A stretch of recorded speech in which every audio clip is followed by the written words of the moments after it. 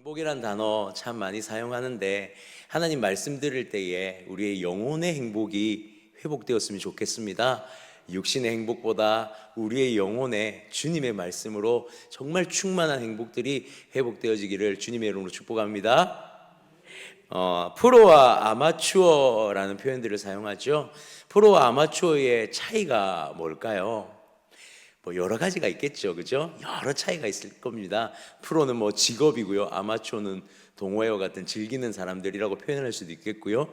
저는 근데 오늘 이 프로와 아마추어의 어떠한 차이점을 이렇게 좀 표현해 보고 싶어요. 기본이라고 생각합니다. 기초라고 생각합니다. 가장 중요한 것은 기초예요. 프로들이 가장 많이 하는 훈련이 무엇인 줄 아십니까? 개인의 어떠한 스킬들이나 개인의 어떠한 특별한 것을 준비하기도 하지만 그들이 반복적으로 끊임없이 하는 것은 바로 기초 훈련입니다. 그들은 끊임없이 이 기초 훈련을 통해서 자신들이 계속해서 그것을 유지할 수 있는 시도를 하는 것이죠. 특별히 슬럼프에 빠졌거나 또는 자신이 기량이 나타나지 않을 때 그들은 더 무엇에 집중하냐면 기본으로 돌아가기 위해서 집중하곤 하더라는 사실이죠. 여러분, 왜 그럴까요? 이 기초와 기본이 왜 중요할까요? 일반적으로 우리가 문제가 생겼다라고 하는 것은 우리가 처음부터 출발했던 그 방향의 방향성이 틀어졌다라는 것을 의미하는 것이죠. 그렇기 때문에 문제가 발생한 겁니다. 즉, 이 문제를 해결하기 위해 기본과 기초로 돌아가는 것은 다시 출발선상에 서서 무엇이 잘못되었는지 그것을 하나하나 되짚어 볼 때에 어쩌면 가장 빠른 해답을 찾을 수 있기 때문에 우리는 이 기초가 너무나 중요하다고 말하는 것이죠. 여러분, 신앙생활도요 마찬가지인 것 같습니다. 우리의 인생에도요 늘 행복만이 있는 건 아니에요. 하나님 앞에 정말 하나님과 함께 동행하는 행복의 시간들이 있다면 때로는요 넘어지고 무너지는 이런 문제들이 우리 인생에 발생하게 되더라는 것입니다. 그때에 우리가 신앙인으로서 기억해야 될 것은 무엇이냐면 바로 신앙의 기본기입니다. 신앙의 기본기.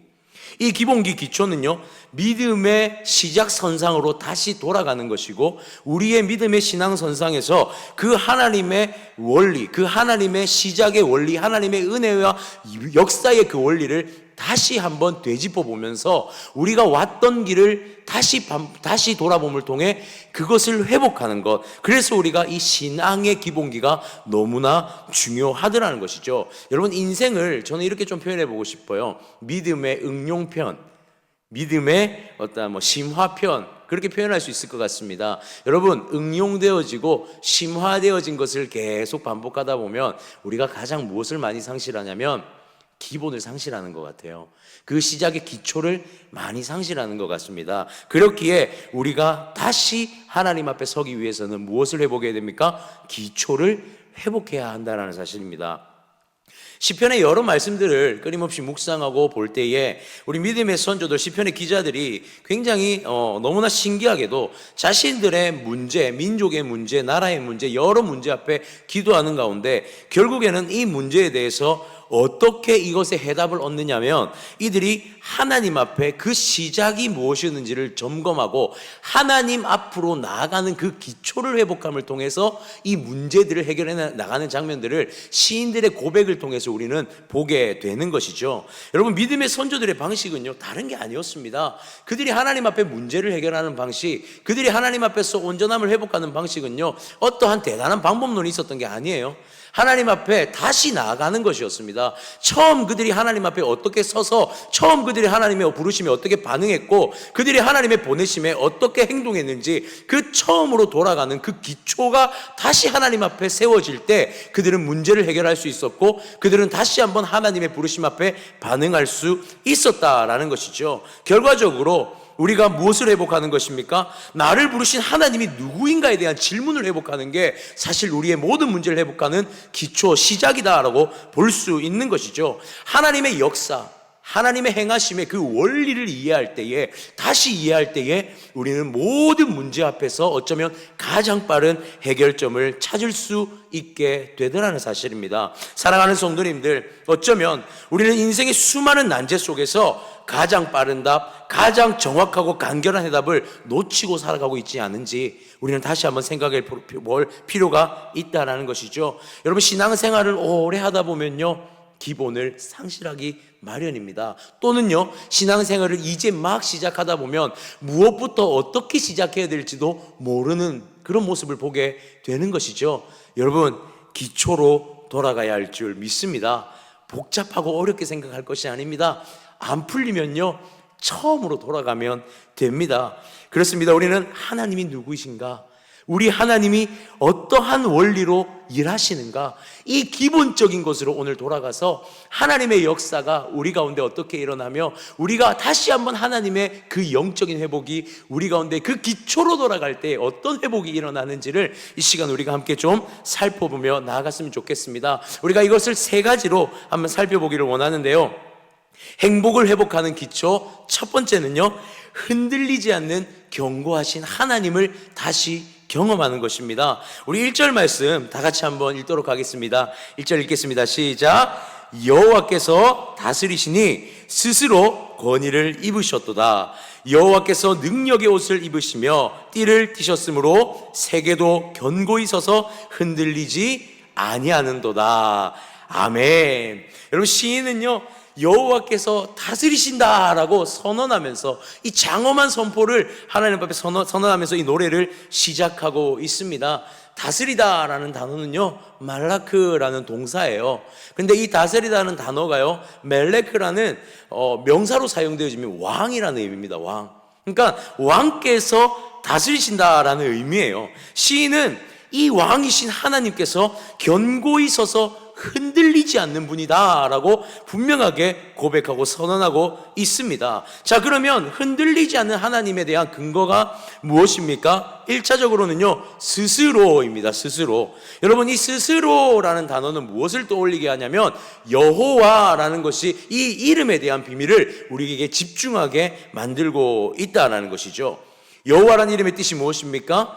스스로 계신 분이시죠. 스스로 존재하시는 분, 그 스스로 존재하시는 분이 나의 견고하신 하나님이다라고 고백합니다. 그런데 이 스스로 존재하시는 분이 무엇을 하셨다라고 기록하냐면 권위를 입으시고 능력의 옷을 입으시고 스스로 띠를 띠셨다라고 말하고 있어요. 스스로 권위와 능력의 옷 그리고 띠를 띠셨다라는 것을 우리는 어떻게 해석해야 되냐면 승리하셨다라고 우리는 해석을 해야 한다는 것입니다. 여러분, 고대 사회에서 왕이라는 존재가 인정을 받는 것은 무엇으로부터 인정받냐면 바로 전쟁으로부터 왕은 자신의 능력을 입증하고 인정하게 되어집니다. 백성들에게 칭송받는 왕, 전쟁에서 승리한 왕, 그리고 패권을 잡은 왕이 곧 백성들에게 최고의 왕으로 인정받는 하나의 이유이자 근거였다는 것이죠. 그리고 그 왕을 통해서, 패권을 잡고 전쟁에 승리한 왕을 통해서 백성들이 누리는 것이 무엇이냐면 바로 안식입니다. 안식. 왕이 강해야지만, 왕이 담대해야지만, 왕이 승리해야지만 백성이 무엇을 누린다고요? 안식을 누린다는 거예요. 즉 행복을 누릴 수 있다라는 사실입니다. 고대 사회는요, 철저히 전쟁 사회였습니다. 그렇기 때문에 강한 왕의 다스림은요, 그들의 평안을 상징하는 것일 수밖에 없었다라는 것이죠. 시인은 오늘 노래를 시작하면서 무엇을 노래하냐면 나의 왕이 승리의 왕이다라고 노래하고 있습니다. 승리의 왕이 우리를 다스리신다라고 말하고 있는 것이죠. 혼란과 혼돈의 시대에서 당신이 섬기는 하나님, 우리가 섬기는 하나님이 어떤 분이시죠? 우리의 믿음의 대상이신 하나님이 승리의 왕이다라고 노래하고 결코 흔들리지 않는 견고한 분이시다라고 노래하고 있다라는 것입니다. 시인은요, 2절에서 이 견고함을 더욱더 확실하게 선포합니다. 2절에 보니 주의 보좌는 예로부터 견고히 있었으며 주는 영원부터 계셨나이다. 예로부터 영원부터 지속되어진 견고함을 노래하고 있는 것이죠. 여러분, 우리 인생의 슬럼프가, 우리 인생의 무너짐이 어디서부터 시작되는 것 같습니까? 여러분, 우리의 인생의 슬럼프, 우리 인생의 무너짐은요, 내가 믿던 것에 균열이 생길 때에 우리는 불안에 그것을 맞이하게 되어집니다. 내가 신뢰하고 내가 믿었던 것이 무너질 때죠. 물질이요, 내가 물질을 신뢰하고 있었다면 물질이 무너지면 우리는 그것에 의해서 무너지게 되어집니다. 내 능력을 신뢰했다면요, 우리는 그것에 대해서 무너질 때, 균열이 생길 때 무너지게 되는 것이죠. 여러분, 시대가 변합니다. 상황이 변해감에 따라서 내가 생각했던 것들이 도태되어질 수 있습니다. 시대가 앞서가는데 그것을 따라가지 못하면 우리는 나에 대해서 어떻게 판단하게 됩니까? 아, 나는 끝났구나, 나는 이걸 따라갈 수 없는 사람이구나라고 나 스스로를 깎아내리게 되어지는 것이죠. 우리는 기본적으로 내가 신뢰하고 의지하는 것들에 균열이 생기기 시작하면 우리는 그것에서 불안을 느끼기 시작하고 인생의 내리막을 향해 달려가게 되다라는 것입니다. 여러분, 세상에 영원한 것이 있습니까? 세상에 빛이 바래지 않는 것이 있습니까? 세상의 행복은요, 언제든지 우리가 생각하는 세상에서 찾는 행복은 언제든지 무너질 수 있다라는 것입니다. 시간도 사람도 모든 세상의 것은요, 빛이 바래어지게 되어 있다는 것이죠. 언제든지요, 우리의 기대를 배신할 수 있습니다. 제가 성경책을요, 이렇게 가져왔어요. 성경책을 가져오는데 제 성경책은 이렇게 분리가 됩니다. 이렇게 제가 열심히 사용을 하다 보니까 성경책이 분리가 돼요. 처음 살 때는요, 어떤 마음이었냐면 성경책이 너무 좋았습니다. 새 성경을 한 장 한 장 넘기면서 줄도 쳐가면서 글씨도 써가면서 메모내가면서, 그런데 시간이 지나니까요, 이 성경책도 빛이 바래지더라고요. 근데 놀라운 사실은 뭔 줄 아십니까? 이 안에 담겨져 있는 하나님의 말씀은 빛이 안 바래더라고요. 아멘이십니까? 여러분, 세상에 가지고 있는 모든 것은요, 다 빛이 바래지게 돼 있습니다. 그것은 우리를 무너지게 하죠. 그런데 영원부터 영원까지 존재하시는 우리 하나님은요, 빛이 바래지지 않습니다. 우리가 왜 견고하신 하나님을 붙들어야 합니까? 그분은 우리를 배신하지 않기 때문이에요. 그분은 우리 가운데 무너진 마음속에서도 여전히 견고하게 서서 우리를 지키고 계시기 때문에 우리가 그분의 견고하심 앞에 붙들려 있으면 우리는 결코 그 가운데에서도 무너지고 빛바랜 세상 가운데서도 넘어지고 무너지지 않는다는 사실입니다. 사랑하는 성도님들, 하나님의 견고하심을 믿으십니까? 그렇다면요, 우리도 그분 앞에서 견고하게 서야 할 줄 믿습니다. 이사야 26장 3절에 이렇게 기록합니다. 함께 읽을까요? 주께서 심지가 견고한 자를 평강하도록 지키시리니 이는 그가 주를 신뢰함이니이다. 아멘. 하나님의 견고하심 앞에 우리가 행해야 할 것은 우리의 무너지는 인생 가운데서도 끝까지 주님을 붙드는 견고함으로 서 있어야 할 줄 믿습니다. 하나님 앞에 우리가요, 세상 살아가면서 아둥바둥 몸부림치면서 이 문제 저 문제 해결해 보려고 아무리 애써 보십시오. 내 마음대로 내 뜻대로 다 해결되어집니까? 언제까지 그것 우리가 신앙이 아닌 다른 것에서, 하나님이 아닌 다른 것에서 해답을 찾기 위해 몸부림치겠습니까? 하나님께 달려가십시오. 견고하신 하나님 앞에 우리도 견고한 마음을 가지기 위해 주님 앞에 간구하면서 달려가십시오. 주님을 붙드십시오. 주님의 통치 아래, 주님의 다스리심 아래 있을 때에 우리의 인생이 안전함을 경험하게 될 것입니다. 그분의 날개 아래로 달려가는 우리가 되어지기를 소원합니다. 그분의 품 안에서 주님의 따스함을 누리는 우리의 삶이 경험되어질 때 다시 한번 우리의 삶의 문제들이 해결되어지고 하나님의 그 샬롬이 회복되어지는 놀라운 은혜가 회복될 줄 믿습니다. 우리 이어서 두 번째를 보겠습니다. 온 땅을 덮으시는 하나님의 소리를 우리가 들을 때에 행복을 회복할 수 있다라고 성경은 말하고 있습니다. 우리 3절 말씀 함께 보겠습니다. 3절 읽겠습니다. 여호와여, 큰 물이 소리를 높였고 큰 물이 그 소리를 높였으니 큰 물이 그 물결을 높이나이다. 아멘. 여기서 보니까 시인은 이어서 세상에서 느끼는 어려운 문제를요, 뭐라고 표현하냐면 물로 표현하고 있어요. 그런데요, 큰 물에 그냥 단순히 물로 표현하는 게 아니라 물의 소리다라고 표현을 하고 있습니다. 바로 시인이 또는 많은 그리스도인들이, 크리스천들이 신앙 앞에서 무너지는 것이 무엇으로부터 무너지냐면 소리로부터 무너진다라고 말하고 있는 거예요. 우리가 불안하게 되어지는 이 요소가 소리로서 우리 가운데 다가온다는 거죠. 그런데 이것은 단순 청각적인 것만을 말하는 것이 아닙니다. 무엇이냐면 이 큰 물, 큰 파도와 같은 소리를 현대사회로 비교하자면 우리의 세상 속에서 들려지는 수많은 소리들을 바로 말하고 있는 것이죠. 여러분, 어떤 관심이 우리에게 최대 관심사입니까? 여러분, 땅을 가지고 계신 분들은 땅값이 오르느냐 내려가느냐, 이게 우리의 최대 관심사겠죠. 아파트 가지고 계신 분들은 아파트 값이 올라가느냐 내려가느냐가 우리의 관심일 것이고요. 또 많은 것들이 있습니다. 정치적인 것도 있을 것이고요. 여러 내가 원하는 소리들이 있습니다. 그런데 이 소리들을 듣는 우리의 반응이 어떠하냐는 거예요. 아이를 키우는 아빠의 입장에서는 이런 게 있습니다. 어떤 유치원을 보내야 될까? 어떤 학교를 보내야 될까? 이 아이의 교육에 어떻게 무언가를 해줘야? 여러분, 그러면요, 이런 얘기들이 참 많습니다. 어떤 유치원을 보내야 돼? 이 유치원은 뭘 잘하더라? 그리고 이 부동산을 사야 돼. 이 부동산은 이런 효과가 있어. 이 주식을 사야 돼. 이 주식은 이렇게 오를 거야. 서로의 막 소리들이 있습니다. 그럼 그리스도인들도요, 이 소식 가운데, 이 소리 가운데 어떻게 반응합니까? 그 주식이 좋더라. 이 땅이 좋더라. 그렇지, 나 그때 이 땅에 투자 못했는데 어떡하지? 여러분, 우리도요, 소리 가운데 어떤 반응을 하냐면 소리 가운데 그 소리대로 반응을 하고 있더라라는 사실이죠. 시인이 말하는 큰 물이라는 것은 세상에서 들려오는 소리에 내가 불안하게 되어지고, 세상에 들려오는 여러 가지 소리들 가운데 내가 그 소리에 동화되어져서 무너지고 있는 나를 발견하는 것을 오늘 시인은 큰 물과 큰 파도라고 표현하고 있더라라는 사실입니다. 큰 물 앞에서 덮여져 버립니다. 세상의 소리가 우리를 덮어버린다는 것이죠. 세상의 소리 가운데 세상의 관심의 모든 집중이 다 가버리는 이러한 우리의 무너짐이 우리 인생 가운데서 영적 슬럼프로서 다가오고 있더라라는 사실입니다. 여러분, 그리스도인으로 살 때에 이 소리에 민감해야 할 줄 믿습니다. 이 소리가 우리를 무너뜨리기도 한다는 것이죠. 그런데 4절에서 시인은 이렇게 고백합니다. 높이 계신 여호와의 능력은 많은 물소리보다, 바다의 큰 파도보다 크니이다. 아멘. 오늘 시인은 이렇게 말합니다. 그 세상의 모든 소리보다 하나님의 소리가 여호와의 소리가 더 큰 소리다라고 말하고 있습니다.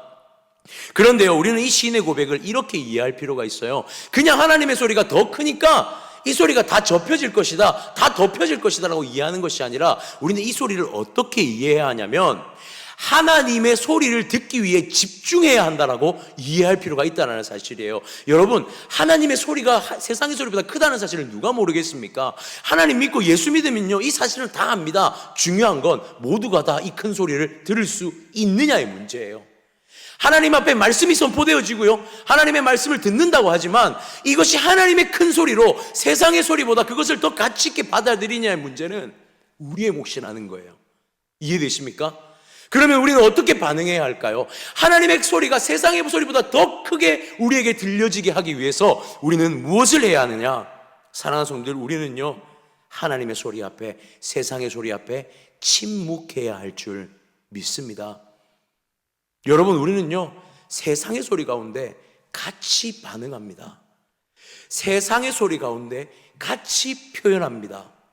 세상의 소리가 이렇다라고 하면 나는 무엇을 해야 되지라고 세상의 소리 앞에 행동하게 되어집니다. 성경은요, 세상의 소리를 듣지 말고 하나님의 소리를 들으라고 말합니다. 여러분, 하나님의 소리를 듣기 위해서 우리는 무엇을 해야 하냐면 내 소리를 잠잠하게 해야 될 줄 믿습니다. 침묵해야 합니다. 때로는요, 멈춰야 된다는 거예요. 너무나 바쁘게 돌아갑니다. 너무나 빠르게 돌아갑니다. 세상은요, 너무나 빠르게 변화되어집니다. 우리가 그 변화에 발맞추어 살아가려면요, 너무나 큰 한계에 부딪히게 되어져요. 그러면서 우리 인생은 점점점 도태되어지죠. 그때 하나님 우리에게 요구하십니다. 하나님의 소리를 들으라고.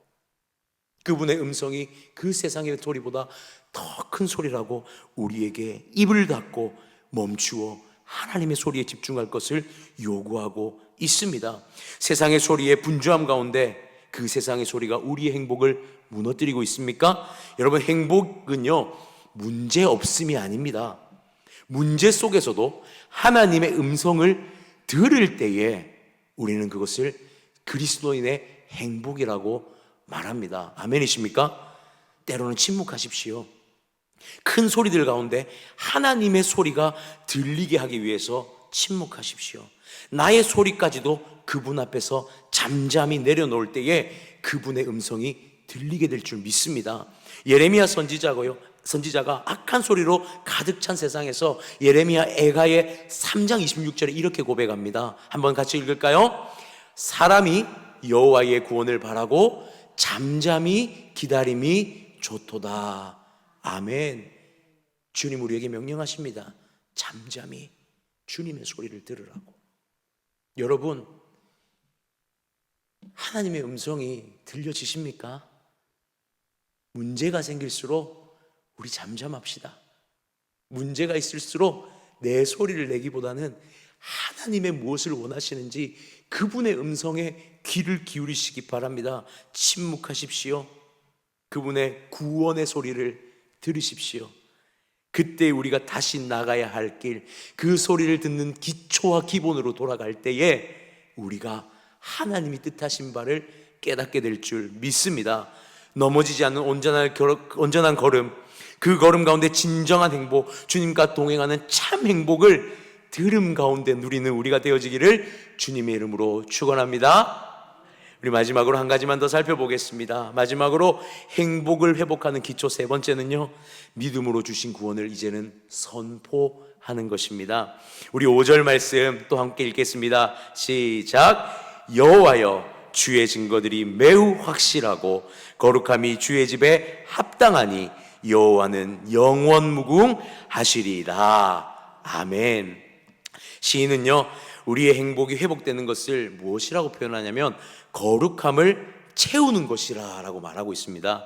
오늘 성경은요, 주의 증거들이 매우 확실하다로 시작해요. 시인은 확신합니다. 가장 기초 기본이 되는 하나님에 대한 모든 근거가 분명히 확실하게 있다라고 믿고 있는 것이죠. 여기서 근거는 무엇을 말하는 것이냐면 에두트라는 히브리어인데요, 시편 119편에 한 13번 정도 등장한 단어입니다.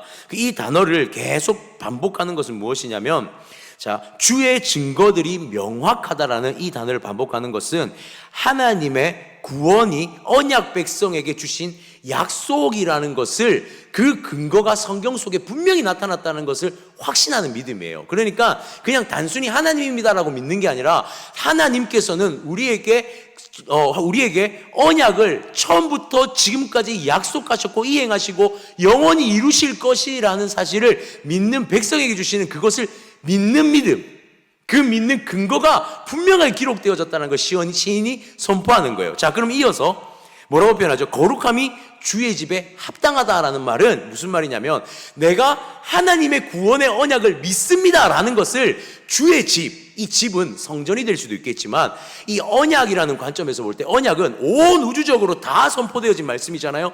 온 땅에 선포되어짐이, 하나님의 거룩하신 구원의 약속이 온 땅 가운데 선포되어짐이 옳습니다. 그것이 우리 가운데 이루어지기를 원하는 것이 하나님의 뜻이라는 거예요. 그러니까 쉽게 말하면 이런 거예요. 우리가요, 하나님의 그 기본과 기초를 회복하고 주님 앞에 회복하려면 구원을 노래하고 구원의 말씀을 우리가 선포하고 구원의 찬양의 소리를 선포하며 하나님 앞에 구원을 기뻐하며 기도하는 것, 이것이요 우리 가운데 선포되어질 때 우리의 영혼이 회복되어진다라고 말하는 것입니다. 여러분, 자 보십시오. 여러분, 아주 단순한 방법이에요. 하나님의 경고하심을 믿는 믿음과 세상의 소리보다, 하나님의 소리보다 더 크지 않다라고 말했다면 우리는 이제 그 가운데서 무엇을 선포해야 됩니까? 찬양해야죠. 하나님의 소리를 표출해내야 된다는 것입니다. 우리가 앞서서는요 침묵했습니다. 그것은 하나님의 음성을 듣기 위한 침묵이었다면 이제 우리가 하나님 앞에 신앙을 회복하고 우리의 다시 기초와 기본을 회복하기 위해서는 무엇이 선포되어져야 하냐면, 여러분, 믿음의 찬양과 말씀의 선포와 우리의 기도가 주님 앞에 세상 가운데 드러나야 한다는 사실이에요. 여러분, 이런 생각을 해봅니다. 하나님 앞에 여러분 어떻게 찬양하십니까? 제가 여기 앞에서 금요일마다 찬양을 하잖아요. 이렇게 찬양을 하면 어떤 분이 그런 말씀을 지나가다 한 번씩 하세요. 목사님 성량이 참 좋으십니다, 그런 얘기예요. 그런데 한 번씩 또 이런 걱정을 해주신 분들이 계세요. 목사님 목소리 참 늘 목소리 잘 아끼셔야 됩니다, 이렇게 걱정해 주시는 분들도 계세요. 여러분, 찬양할 때 어떤 마음이십니까? 저도 알거든요. 찬양할 때 목도 좀 아끼고요, 이러면 참 좋아요. 설교할 때 좀 말씀 작게 전하면 얼마나 좋습니까? 목도 아끼고요. 근데 그게 잘 안 됩니다. 하나님 찬양하면요 그냥 막 나와요. 주님을 노래하면 막 너무 기쁘지 않습니까? 그냥 이 소리가 어떤 마음이냐면 저 문 밖으로 세상으로 막 흘러갔으면 좋겠어요. 막 지나가다 누군가 들었으면 좋겠습니다. 예전에 청년 간사로 사역할 때 주일 오후 1시 반에 이렇게 찬양을 하고 있어요. 그런데 너무 놀라운 일은 한 청년이 이렇게 들어와서 앉는 거예요. 처음 보는 청년이었습니다. 그리고 끝나고 나서 제가 새가족 청년들이 이렇게 면담하는 담당을 또 했었는데 가서 물어봤어요. 어떻게 돼서 왔냐고. 지나가다 찬양 소리 듣고 들어왔대요. 여러분, 실제로 그런 일들이 일어나요. 하나님 앞에 구원을 선포하는 찬양의 소리가 울려 퍼지잖아요. 하나님은요, 그 소리 하나만으로도 구원의 역사를 일으키시는 분이신 줄 믿습니다. 우리가 하나님 앞에 선포해야 됩니다. 여러분, 작은 소리로 하지 마십시오. 큰 소리로 찬양하십시오. 여러분, 우리가 하나님의 말씀을 어떻게 읽어야 됩니까? 우리 담임 목사님 늘 말씀하시잖아요. 소리 내서 읽으십시오. 하나님의 말씀을 소리 내서 읽으십시오. 왜 그래야 되는 줄 아십니까? 세상의 소리가 들릴 내 귀에다가 하나님의 말씀이 들릴 만큼 끊임없이 내 소리로 내어서 읽으십시오. 하나님 앞에 세상의 소리가 들리지 않을 만큼 읽으십시오. 그러면 주의 말씀이 여기에 새겨집니다. 아멘이십니까? 하나님의 말씀을 선포하십시오. 기도할 때요, 중얼중얼 기도하실 수도 있겠지만 좀 하나님 앞에 부르짖으며 기도해야 될 줄 믿습니다. 정말 하나님 앞에, 때로는 내 목이 터져라 하나님 앞에 기도하면서 하나님이 이렇게라도 기도하니까 하나님 좀 들어주십시오라는 하나님이 이 기도의 소리가 세상 가운데 선포되어지기를 원합니다. 우리 그렇게 하나님 앞에 기도하는 기도의 소리가 저 밖으로 흘러갈 때 한 영혼 돌아오지 않겠습니까? 오늘 하나님 말씀하시는 거 기본이에요. 기초예요. 하나님 앞에 찬양하는 건 기본입니다. 하나님의 말씀을 우리가 읽고 외치는 것은 기본입니다. 하나님 앞에 부르짖으며 기도하는 것도요, 기본이고 기초입니다. 이게 회복되면 하나님이 우리의 영혼을 살리시겠다고 말씀하세요. 아멘이십니까?